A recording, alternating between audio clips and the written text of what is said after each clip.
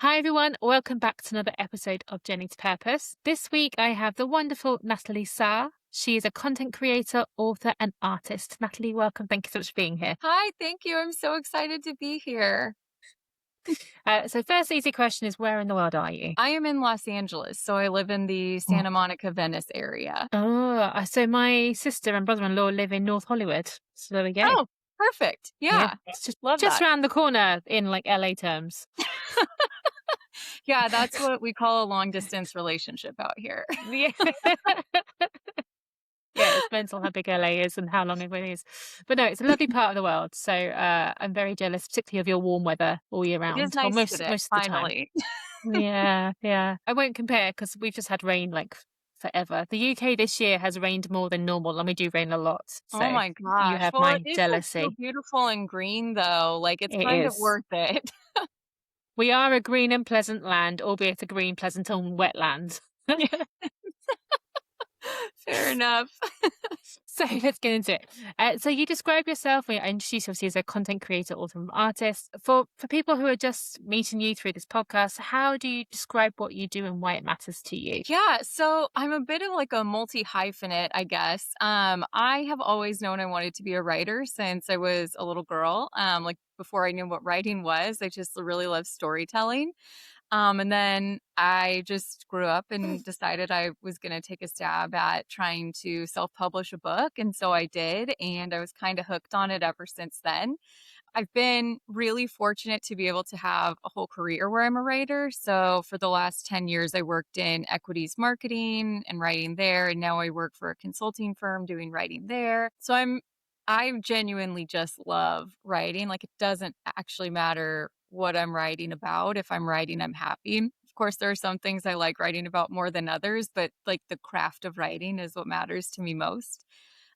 So there's that. Then I also, when I was a little girl, I learned how to embroider. And so during the pandemic, I think like a lot of us, I re-engaged with a lot of my hobbies. And so I started embroidery pattern business on Etsy. It's called Mm. Embroider Everywhere. And the premise is just I like, during the pandemic and a lot of times since then, and I'm a millennial, I'm 38. And so I feel like there's been a lot of times where money is tight for a lot of people, but I'm very passionate about helping people find their hobbies because I think they're very important to our well being. So my goal with Embroider Everywhere is to make patterns that are accessible to all levels. And a lot of them are travel patterns. So there's something you could take in like a little pouch with you and you can finish in like half hour, hour and a half, something like that. I try to make them pretty simple but fun. And then I also have one of Etsy's best-selling samplers on there because I priced Mm. it at $1 because I just wanted people to have as much access to learning the hobby as possible because a lot of hobbies are expensive and embroidery is not. So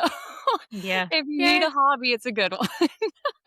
Do you know, I used to embroider as a child as well, and I've gotten out of it. And I used to know all the stitches. My mum's a big knitter and sewer, but it's also really therapeutic, I think. Like just it Yeah. calms your mind just focusing on I think anything craft does that, doesn't it? But there is a wonderful thing about embroidery, which is very calming of the mind. Oh, absolutely. You should maybe try it again. Have you thought about it? Well, I'll go and find your sampler and start Yes. there. I'll send it to you. I'll send it to you after this. Thank you. I, like, just got my I first reviews in another language the other day, and I was like, "Oh my gosh, it's Oh like connecting wow. with other people that don't even speak That is English." It was amazing. exciting. That is very exciting. What It took language was it, out of hundreds of curiosity? hours to make, so it was, like, very exciting to know that it, like, worked beyond language. Yeah, yeah, yeah, definitely. What language was it, out of curiosity? It looked like 1 or 2 were in Spanish just because I do speak Spanish, so I could tell those ones, Yeah. and then the other one looks like it might have been Portuguese. Oh, cool. Yeah. It's tapping into the South American market, basically, it sounds like, you've got Doing you've got a whole something. world out there. Yeah. That's exciting. Yeah, so I'm excited about that. So yeah, I like to do that and then I've always been interested in like all kinds of different art and making art and I discovered this trend of snail mail clubs with people and I love writing handwritten letters to people. So I recently launched a snail mail club too, and so every month I send out 4 pieces of art to the people that are members there. It's been like in its light pre-launch, soft launch phase. So this month I'm doing space is the theme for May. So So if anybody wants to join, I think it's like $9 or something, you can sign up. And I do it internationally. So I mean, before we talked, I said I found this stuff about you, and Mhm. I love it. And I think what I find, so with the pandemic, it was the first time I got to work from home, and I was still working through the pandemic, and I did love it because I live in a forest. I used to travel a lot, and I've suddenly through the pandemic, it was quite good for me personally because I could just wander into this forest. It was very relaxed. But we're on what 6 years on now, which is a scary thing to say. yeah. But I more and more need like real things. I mean, I love doing these podcasts online and really appreciate the tech, but that need for real tangible stuff, I think, even like I'm doing a master's and I have to print things off. I mean, I'm 43, so I'm older school anyway, but that tangible, having something tangible in your hands, I think I am finding personally that I need more and more of that. So I love your snail mail piece because it's something real and it's not spam or like flyers either. Right? I love that you feel that way. I feel like that's been a trend in my life too recently. I don't, we can do everything online. And I think it's so convenient to have everything in your phone. And like, that's a real wonder. Like, it's a real marvel, all of the Yeah. things that we can do from our phone. But I just miss, yeah, like tangible analog things. I'm on the Mm. same page. Yeah, bring Viva la Revolution of some, but the revolution is like do what I need to do online and then shut it down and go and be real. I Yeah. guess is the lesson because we can't avoid the tech, and I love the tech like you say, but it's the balance we need to. For me personally, it's finding that balance. Totally. Yeah, absolutely. I think one of the things that's helped me actually was the first nonfiction book that I wrote, Becoming 1% Better. Just it was born out of a Substack that I started from the same name. I've since moved off Substack for a lot of reasons, but it's on Ghost now. If anybody wants to join, it's free. But one of the things was just like unplugging. Like it was nice because I got to Mm. research these things, these like quick hits about how to just be 1% better every day. And then in researching them, like I was challenging myself to do them also, you know? So I got into the habit of I'll put my phone on do not disturb for like 2 to 4 hours at a time. That way, like my anxiety doesn't kick in, like, oh gosh, what have I Mhm. missed? There's really nothing that important that you're going to miss from 2 to 4 hours. And you can put like your favorites list where anyone could get through, like whoever you want to, right? So you like kids, parents, family, whatever. That game changer, absolute game changer to just put my phone up and know it'll beep if something actually important is coming through. I love that. I use an app called Opal. There's like a free version and a paid version, but it blocks down certain. I use the free version to block down all my social media. Mm, And so it allows me, I think, 15 minutes a day across the whole thing. Now you well, can override it. That kind of defies the point if you do, but it locks on everything. And my husband's really got into like reducing the tech. But he'll do it without telling me. So he did it so that our Wi-Fi goes off at 9 o'clock at night, which makes sense. But he didn't tell me the first time he said it. I was actually in the middle of doing something. I was like, the Wi-Fi's not working. He's like, oh no, I turned it off. I was like, we need to communicate about this, people. Uh, so in fairness to him, I'd been away, and obviously he'd been doing some changing. We are consciously trying. But there's definitely, and I don't know if you had this, but a phase of FOMO where you're oh yeah. like, you're still training your mind to let go of the fact you don't need to be constantly on alert. Yeah, because the thing is, you may have chosen that you want to be not on alert, but no one else has chosen that. And so I know like sometimes when I'll do it, I'll like get an email, like a not super important email, right? Just like a I don't know, a something email. And someone will be like, "Oh, did you check that?" You know what I mean? Like from an accountant or something. And you're like, "Oh, did you check that? Oh, did you get that email?" And it's like, "Well, no, I was on do not disturb." Yeah. I, I think Uh, it. I think it's healthy, but there is definitely a mourning process to go through when you first start doing this of letting go of the need to be on call all the time. And we live in such societies where everything is so much faster and faster paced. yeah. Do you still get the FOMO, or do you think you've moved on from that now? I definitely do. I definitely go through phases too. Like right now, I feel like I'm very like sensitive to whatever's going on in the world, right? And so I feel like it's just kind of a hectic time everywhere right now. So I feel like my Okay. nervous system isn't in great shape as it is. So think that's So, fair. right now, it's really hard to do more than, like, an hour at a time, and not for, like again, there's no re like, I'm not a big doom scroller, like, that was never my problem, it was just, like, I felt bad because I wasn't responding, and then Mm, to a point of overwhelm where I'm like, "Well, I have 1,000 unread messages now, and I'm just not going to get to them." But, yeah, so that I is do go through crazy. FOMO, and then it feels, like, so empowering when you get out of it, and, yeah, I would like to get back there, but The world is crazy. I think I said to you before we started, I was in the army, I was in the intelligence corps, and my job was to understand what's going on in the world. And I think actually it was the pandemic I stopped looking. I was just like, and I remember we were watching, I don't know if you guys got it. It was There was two TV programs. One was Chernobyl, about the Chernobyl Oh, incident, yeah.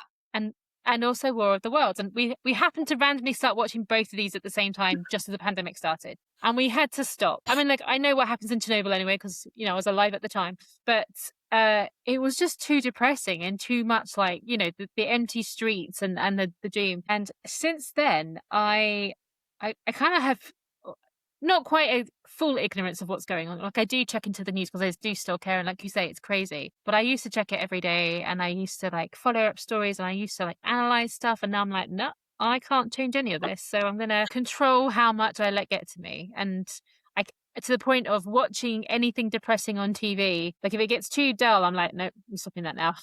Only good vibes here. Thank you very much. It's just what I Yeah. do. I think that's so healthy, and I think, if any of us even took, like, a timeout for a portion of our like, I think it has to be an intentional timeout, right? It can't be like, I'm not looking at my phone because 'cause I'm driving right now. Like, it's gotta be like, I'm doing nothing, and I'm not going to look at my phone right now, or I'm not going to listen. Because, like, to your point, it was kind of, like, habitual in your just, like, Mm, your subconscious habits, right? And I think, yep. having worked in equities finance for so long, for me, because I was in marketing, I wanted to be aware of what's going on because it's like, "Okay, how am I going to position this? How am I going to write about this?" And so it was just and which again, like, as a writer, that's a fun task for me, but it doesn't change that it requires me to be on all the time, and you just don't have your best thoughts and your best ideas when you're just on all the time. Yeah. No, absolutely, you don't. Going back to your book, 1%, when did it come to you that incremental improvement was the way for you and the way for many of us in fairness? Was there a moment of realization, or was this something that crept in? Yeah, it was probably actually more of a moment of breakdown.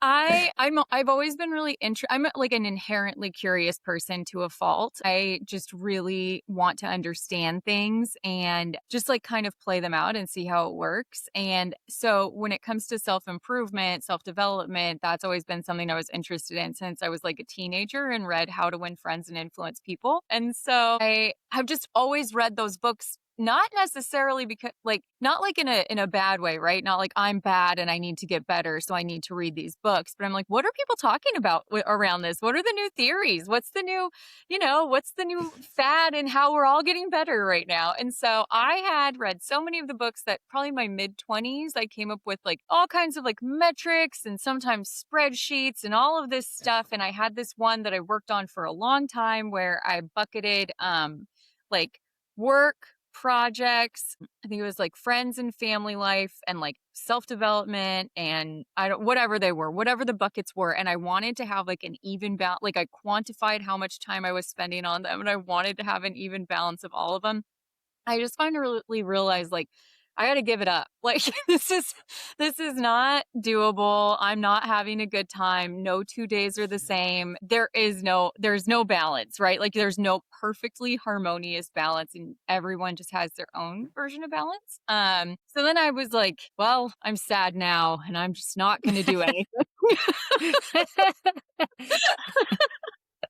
So so I was like, what about like I tried to quantify like 10%, like 10% every day felt good. Cause I think a lot of like you think 10 days of 10% equals 100%. That's not how 10% works.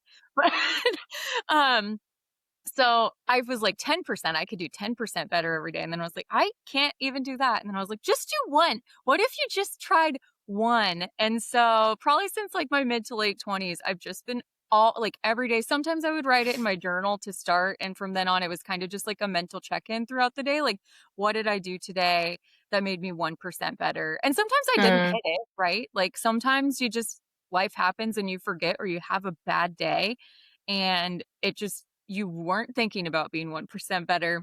But I also sometimes think just the check-in, right? Like the remembering to check in, even if it happens belatedly, I think that that still counts.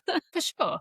What does this is I don't know, it's a hypothetical, but it's also a quantifiable question. What does 1% better actually look like for you personally? Yeah, so I love that question because I think, again, like as a person who loves benchmarks, and I think people who pick up a book like this probably like them too. Unfortunately, the answer is it looks different for all of us and it looks different every day, right? Like a lot of days it actually for me looks like doing less. It looks like saying Mm, no, doing something else. I love to schedule my days down to the minute. And I love to try and pack in as much as I can, but again, I like have understood through this journey and it sounds silly because I feel like a lot of people know it, but maybe a lot don't, that like rest is actually so, so important. And you don't do really anything well if you don't let yourself rest. And so for me, my 1% a lot of the time is just like saying no to a task or mm. forgiving myself for not getting to something at the end of the day. Like I just didn't have like I needed to print out a packing slip yesterday and my printer's broken and I did everything to like send it and like it was ready and I just forgot to pick it up on my way home.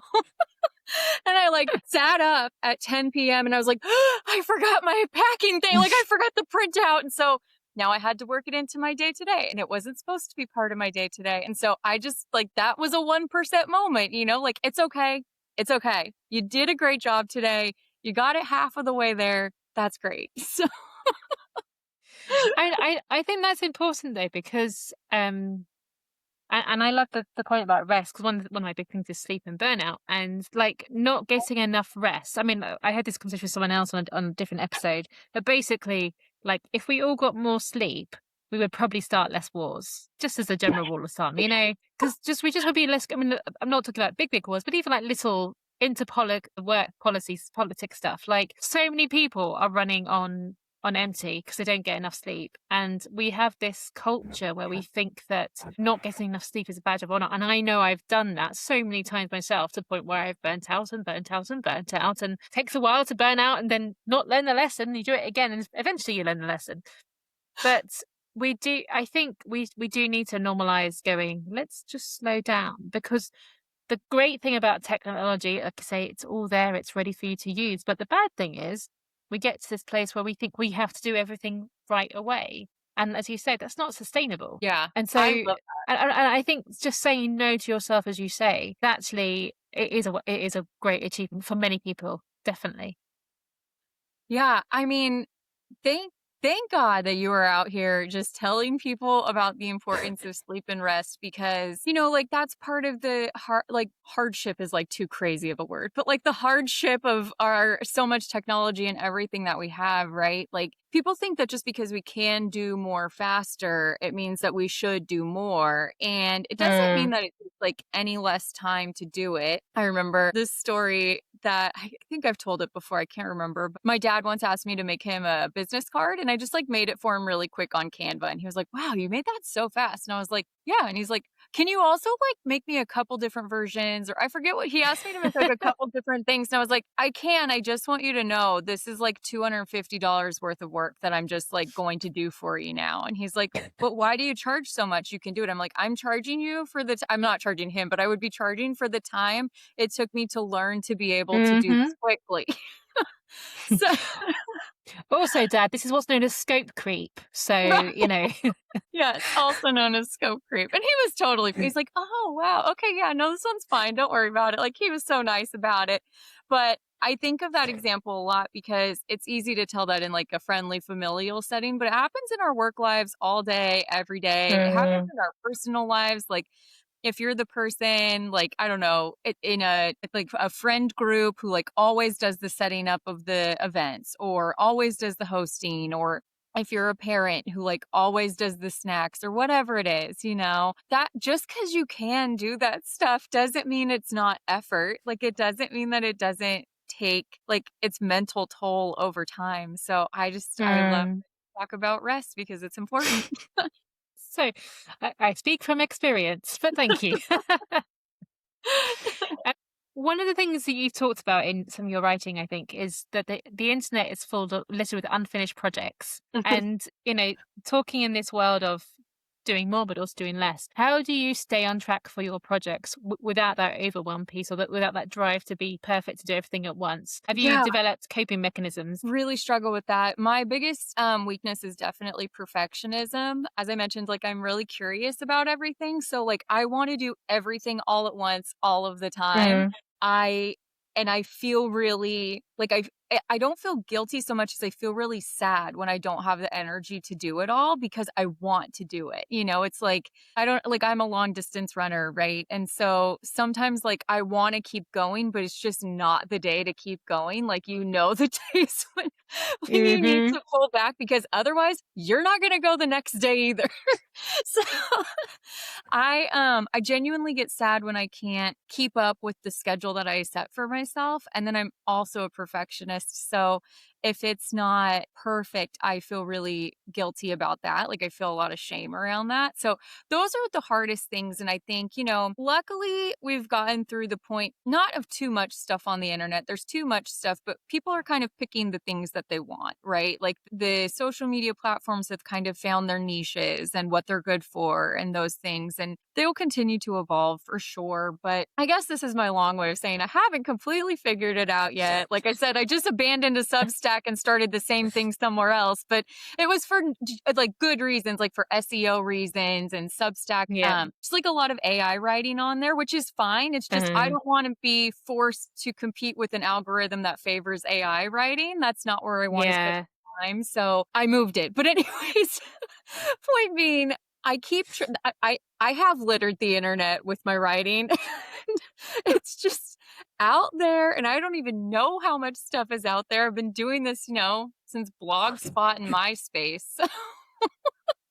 I just try to think for whatever phase I try to let my writing and my projects grow with me. And for whatever phase I'm at in life, what's going to serve those goals best. And I think, I was trying to really figure out what I wanted to write about before, and I more or less have figured it out now, at least for now. And so I'm just trying to prioritize the platforms where that's helpful. So I hope, I don't know, I hope that helps other people who feel like they're like, I gave up my TikTok because I really, really loved it. And I built like a lovely community over there, but I didn't like the regulations and the way the algorithm was working anymore. And so I just don't do that. And I don't do Instagram very much. I'll post every now and then. I'm really just trying to only do YouTube instead of trying to do all three. So I think, that's Mm. growing, learning, changing, like those platforms changed, so you can change too. I think that's very, very astute. But also, I think humans are weird. We are weird because we don't fundamentally like change, but we live in a world where everything is constantly changing. Yeah. And it's like, so I think it's okay to say, like I said, the platform has changed, my vision has changed, my direction has changed. And it sounds like all your platform changes have been a conscious decision. And I'm very good with my army stuff. I'm very much a case of make a decision, go left, go right. It might be the wrong decision, but at least you've made a decision, and you can go down that path and go, oh, do you know what? It was the wrong decision. But if you, it's worse than to not make a decision or to stay just because that's the easiest thing. Yeah. So I think cut yourself some slack. Thank you, I appreciate that. I totally agree. It Making the Yeah. decision is the hardest part. It is, definitely. I want to ask about an essay you wrote, your Super Bloom essay.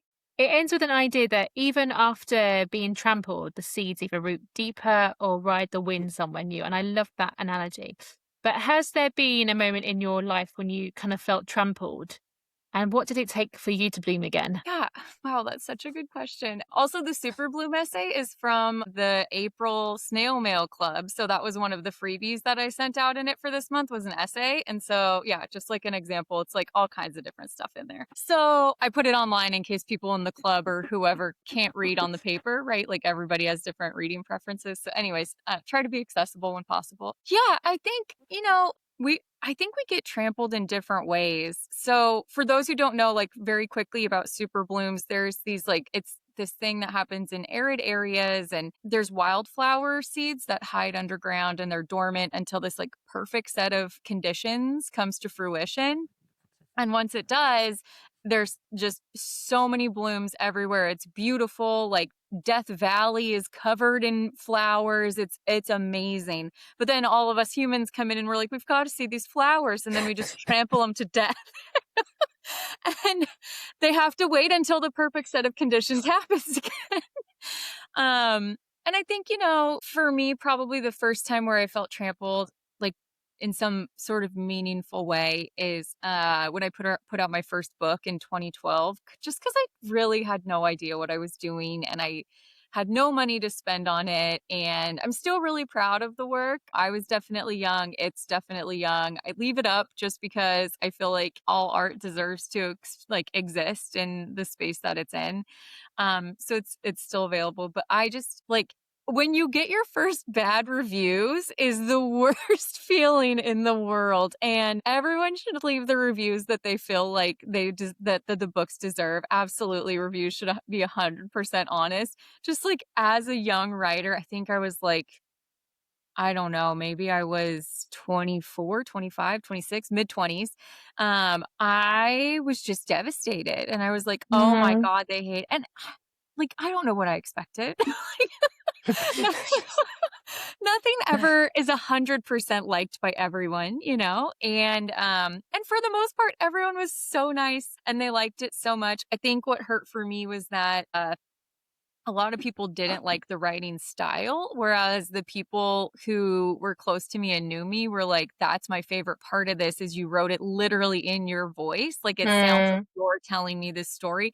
So it felt really personal, like, they hate my voice.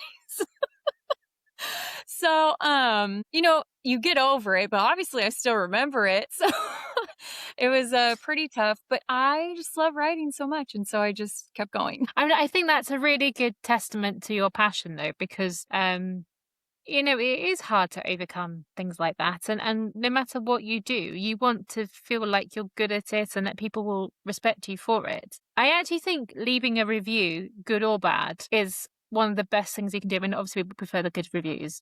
But it is, you are returning the time to the service, the thing that you've read, the thing that you've seen. And so they can get feedback and they can learn, adjust, or just go, that's really crappy, and cry inside.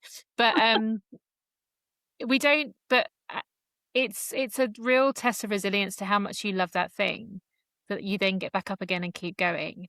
And one of the w- haven't watched it yet, but my husband and I were going to watch one of the NBA documentaries. I think about Michael Jordan. He wants to watch it. But it was the whole thing about how like he would practice and practice and practice and practice, and like he would shoot like hoop after hoop after hoop. And that's how he got so good. And there's talent and there is luck, but there's also dedication, and dedication through the hard times and the good times. And if everything was easy, the outcome, the achievements probably would be less rewarding in some cases. I don't know. Yeah, I love that, and now I do really I appreciate and respect the hell out of really honest reviews. Like I like when people like again, I'm a self-published author, so I do the very best I can to make sure there's no errors and everything, but a few do sneak in here and there. And so when people call them out in the reviews, I'm like, "You know what? You're right." Like thanks, and I will keep trying harder. And I think if people Mm, weren't honest, I wouldn't feel like I need to try harder. I mean, I will always try my hardest,. But it makes me try harder, It puts like a new yeah. lens, like you got it wrong. You got to tighten this up. You got to fix it. And I also like your example of Michael Jordan because there's another story too about Kobe Bryant that I always think of where people asked him why he would shoot 1,000 shots a day, and he would say, "I don't shoot 1,000 shots to learn to make them. I shoot 1,000 shots today." I'm messing the whole thing up. I don't shoot 1,000 shots a day to learn to make them. I shoot 1,000 shots a day to learn not to react when I miss. And so Yeah. I always really like that because I think that's part of it, right? Like that's how you keep going. You like intake that and you're like, okay, good information. I mean, I'm sure with your background, you can appreciate that too. You're like, now I have new data to work off of. Yeah. I mean, it's funny because I had this conversation with someone else recently today. In the army, and there are running standards for men and women. Well, they were when I was there. and you had to do a 1.5 mile run if you're a bloke under 30 in 10 minutes 30, if you're a woman under 30 in 13 minutes, because they recognize that women tend to be slower at those speeds. So I always passed these runs, but I spent my whole career basically thinking I wasn't as good because I couldn't run as fast. Like my fastest run was like 11:30. I am not a fast runner, but you stick a backpack on me and tell me to go like 8, 10, 20, 30 miles, I'm like a horseman. I'll just keep going. But it wasn't until I left the military I realized how fit I actually was. And it's just that the standard I was comparing myself to was the top standard of the average, above the average person. And for a woman, I was acing it. And when it came to endurance, like I've done marathons and stuff and triathlons, and I have no issues with the long distance. Just don't ask me to run fast. I just won't. You're But cracking me up because I would think this, like, when I would look at the standards of, like, the military too, I would think the same thing. I'm like, well, yeah, I could do the girl run, but I can't do the guy run. Like, it's not worth it. I mean, like, I think it's a difference. They've changed it now, and it's more sort of gender neutral, and it's changed it quite a bit. But I think it's having resilience, even when things are going against you, to kind of get back up and going again. And obviously, the army does teach you that, the military teaches you that. But I don't necessarily think you all have to join the military to learn this stuff. Like, it's not for everyone, and that's cool because it shouldn't be for everyone. But in your case, trying again with the writing, and to the point that your book, 1%, it got shortlisted for an award. Was it the Mind and Spirit Awards or Yeah, so something? it's Yeah. the Mind and Spirit Awards, the Chanticleer Independent Book Awards. So it's actually this weekend. I wasn't able to It's make it exciting. there, but I'm excited to see who wins. Maybe it wins. I don't know, but Yeah. even being nominated felt like just such a win because I don't I like I think one of my strengths, I've talked about a weakness, but I'll talk about a strength, is that I don't have really a fear of failure. I think, like, what's the worst that happens? That people say no, Mm. and you don't get it, like they're strangers. I don't know them. They just said no. Yeah. So I tend to like be pretty open about entering my books and things because again, it's like, what's the best that could happen? What's the worst that like the worst is nothing because it doesn't actually mean anything to me if strangers say no. But it was so because of that, it's so exciting when something happens because you're like, oh Right. wow, they agreed with me. Like we are on the same page. So, yeah, we'll find out if it won this weekend. Oh, amazing. That's exciting. And Thank also, you you. now have another book on its way, which by the time this podcast goes out will be launched, won't it? But what's that book about? Yes, thank you. It's called Fake It Till You Make It: The Science of Feeling Rich. So I always have a lot of different books in my pocket at any given time. I just can't stop coming up with ideas. I've just made peace with the fact that I will die with unwritten ideas, and that's just going to be. But, I was actually working on something else, and something just told me that, like, now which I started writing this months ago, so given everything that's going on right now, it's a little strange, like, that it's coming out when it's probably even more relevant, but I think basically what it is that we are so rich, like, the fact that you and I are having this conversation on the equipment that we're having, the fact that we have Wi-Fi, like, the luxury to turn off your Wi-Fi at 8 and turn it back on.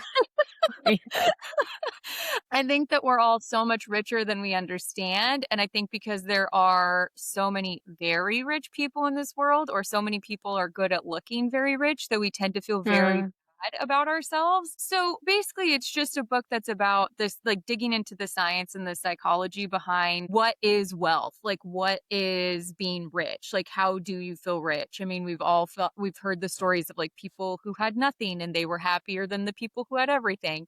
And I think, at least for me, I like a good mixture of story and science. And so I try to bring that to all of my books. And so that's kind of what I'm trying to do with this book is break it down on several different levels. I like to keep things very simple for people because I like to read things very simply. I don't have a great attention span despite being, a writer and a reader. I need to be very interested in something.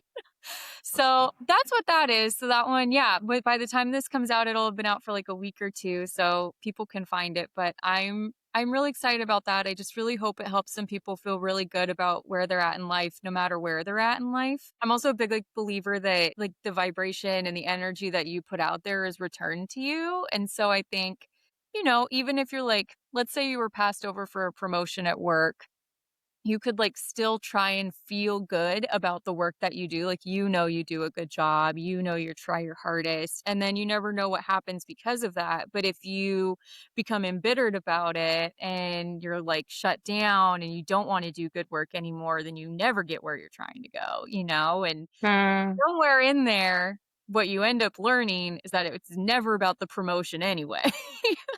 If you are looking at it like the internally healthy way, right? It's about what you learned about yourself while you're going through there, and, like, that's where the real, like, gold lies, you know? I think, in my experience, well, this is the way I choose to see the world. There are no bad experiences. There are lessons that can be learned. There are uncomfortable and unpleasant times, but if you when you get through it, because these things never last forever. It's looking back and going, well, what did I learn? How can I do things differently? And staying the course, right? Just having the self belief to get through the thing and know that you can do it. And know that that doesn't mean that you have to do it alone, but you can ask a friend, you can ask for support. So yeah, I completely agree with that. Yeah, there's that phrase you just reminded me of, like, when you think you can't get through it, just remind yourself you've already lived through 100% of your worst days. Yeah, that's a lovely one. Definitely. I had another question that's just now completely left my mind. Oh yeah, Okay. so it's the age. What happened? Um, with the fake it till you make it and reevaluating wealth. So what for you is a wealthy life? What have you decided for you that means? Yeah, for me, what wealth and abundance means is like freedom of time. And so like I've made some life changes recently. Just like I said, I worked somewhere else that was like much more corporate, and then I moved into consulting, and I felt like that was a better use of my time because I could have more of an independent impact on the company, right? Like it's a smaller team. You get to help them build things from the ground up. You get to work with more clients, and I loved my other job so much. I thought it was where I would be until the day I retired. I thought I was going to stay there, but they started going back to the office 4 days a week, and that would impact my freedom of time. Mm, So we talked about at the top of the show, right? Los Angeles, famously nothing's close to each other ever. So so not only are you spending, 9 to 10 hours a day at the office, but you are also, which is fine, like that's the job. That's what we sign up to do. We sign up to work those hours. I don't have a problem with that. It's the time theft of the commute, right? And like mm, all of those things. And like truly that's what it is, if we're being honest, is time theft. No one's paying you for the time in the car. No one's paying your gas in the car. No one's paying your maintenance on the car or whatever it is. So that was difficult for me because I had recently lost my mom, my grandma, and my other grandma, both my grandmas, within a span of like 4 or 5 years. It was so, so hard. And it just made me really value time. So for mm, me, wealth just looks like being able to do whatever you need to do to have an amount of freedom of time that's doable in your life, right? I think first, and for me too, it's like the freedom of time is also because I have like then freedom of brain space, right? So when I'm off mhm, work, I'm off and I get to work on my projects and I get to go do whatever I want to do. So like I'm really lucky that I have a position right now in a company that I work with where like when we're done, we're done, I think that's really nice. mm, So things like that. For some people, that might not matter as much, or maybe it's not as important. But I think, like finding joy in the space that you do have. Like, I live in a very small studio, but I live very close to the beach. I consider, even though I can never host a dinner party here ever, I can have a lot of picnics with people at the beach. And I think that for me, that's wealth. For other people, they need to have their dinner parties, and I get it. And that's important. But yeah, I hope that that's what people get from the book, right? Is you get to determine what your own value, like what your own definition of wealth is to you. Like what is most important mm. to you? What makes you feel like if you had $1 million, what would be the most important thing to you right now? I think that's wonderful. I definitely agree with that. And one other thing you've said is you follow the excitement, like you follow your passion. So where is that taking you currently? Where's your next big thing after, the awards and the next book and the new job and the picnics on the beach in your spare time? What's your next thing? Yeah, I think it's honestly the Mail Club. Like the Mail Club's so fun. I'm absolutely losing money on that thing right now, and I do not care. And it's true I'm passion. I'm just having the best time getting to, like, share art with, and, like, it's 3 people, so I know all of them, so they're my friends right now, so but, like, it's fun to know, like, I'm making this for them, and, like, I know that because I feel that excitement behind it, the other people who want to be part of it will join it too. And so, and here's the thing too, is if at some point it's not exciting anymore, you just say, "Hey, we had a great run and it's not where my pool is anymore." So, Mm, yeah. um yeah, that's where it is right now. I just, again, like, so grateful and blessed that I get to write for a living and I get to write for fun, and I think that the excitement right now is just this, like, totally nonverbal outlet aside from, like, the, letter that I do and all that stuff. So that's been so fun. Oh, so I tell you what, during the pandemic, my 2 best friends live not near me, and obviously it wouldn't matter because we weren't allowed out. But, we signed up to, like, a craft box thing, and we would Mhm. do Zoom craft sessions together, making these random they'd send the kits out and do it. But as I said earlier, I think that connection, both, it doesn't matter that it's your friend, it's a connection that you're building. And for me, I think wealth is connection. It is time and it's connection, because without other humans, I find, what are we doing? Like, why Yeah. are we doing this? And yes, I do a lot of things because it makes myself feel better, and it's self-improvement, and I like learning, I like exploring. But cultivating real connection, I think, is where humans can easily enrich their lives, just by having people that you can hang out with and do crazy shit. Like, that's all you need. Or even non-crazy shit. Yeah. It's really important. I love that. Yeah, I mean, so well said. I'm actually really introverted by nature, and so, like, connection for me was a difficult thing to embrace, and actually writing the 1% Better entries about, like, connection and community, like, really challenged me and made me think, like, "Natalie, you gotta, like, get it together and stop being so negative about seeing people." You love it every time you go, you have a great time, like, why are you like, "Oh, I gotta go to dinner with my best friends." It's extroverted introversion, or the other way around. So I'm the same. I have learned that if I spend too much time on my own, I get sad. If I spend too much time with other people, though, I get absolutely exhausted. There is that middle ground, but I can't. But I need it all. Like, there's a spectrum, there's a continuum. And I think the one thing that I hope that we all learned from the pandemic is that even the most introverted introvert is not a hermit. Like, Yeah. we still need that people connection of some variety.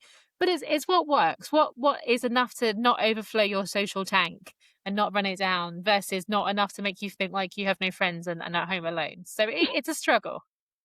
Yes, I agree. There was this article, I forget which paper it was in, one of the times of one of the big cities, but it was like the, perfect amount of social interactions, like, depending on how for, like, a weekend, depending on how introverted or extroverted you How were. interesting. And mine fell, like, I think it said, like, one, like, a totally okay amount for me was, like, one social thing every other week. I was like, "You know what? Right, it's That's okay. right." Fair enough. That's correct. I've gotten looser about it. I think, just as I get older and, like, we all change, we all evolve, things like that. I think I've, like, started having a lot more fun doing things socially, and, like my friend started a book club, and so we do that every month, or, just whatever the things are. Especially, I mean, maybe it's because it's also almost spring, right? I feel like we're coming out of winter, so now I'm like, I want to do stuff again. I mean, I feel the same way, but I don't really think it's fair, someone from LA going, "We're just coming out of winter and I want to do stuff," when you have sun all through the winter. Like, I have a genuine concern here. We've had, like, rain forever. Right. That's true. That's true. Oh my, I don't know Fahrenheit, but oh my, 25 degrees Celsius winter was just so unbearable. Yeah, no.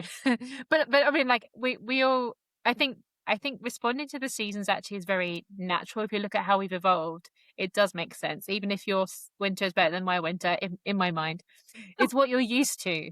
So, I mean, I know my sister, when it's like it drops to what would we call like 10 degrees Celsius. I still don't know the Fahrenheit thing.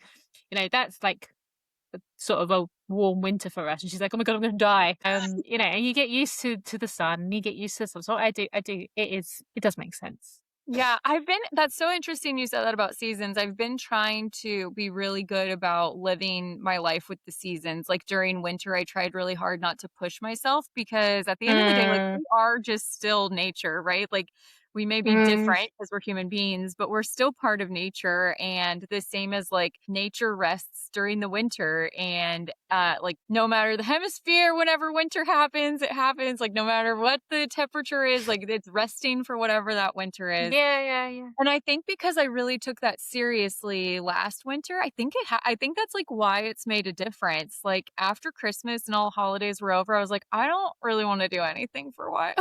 I just wanna sleep."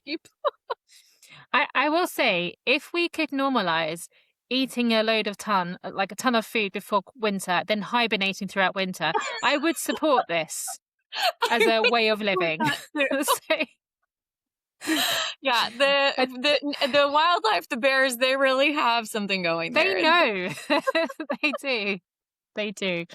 Sadly, it's not acceptable. But I am. If I ever got into politics, I'd campaign on a platform of siestas every day. I think the Spanish had that right too. Like I'll vote sometimes for I just you. want an afternoon nap. Yeah, thank you very much. 100% have my I will move and I will vote for you. Right, Natalie, it's been so much fun. How can people find you, find your snail mail club, reach out and connect with you if they want to? Yeah, probably. I've tried to make it to where everything's in one place on nataliesar.com, so I think you should be able to find everything there, and if not, I will have it ready by the time this goes out. I think it is all there, but I will put it in the show notes as well. And if anything changes, we'll add it in there. Thank you ever so much. I wish you well with the awards this weekend, and I wish you well with the new book and everything. It's all just so wonderful to hear your story. So thank you. Thank you. Thanks for having me. This was such a joy. I really appreciate the time. Thank you.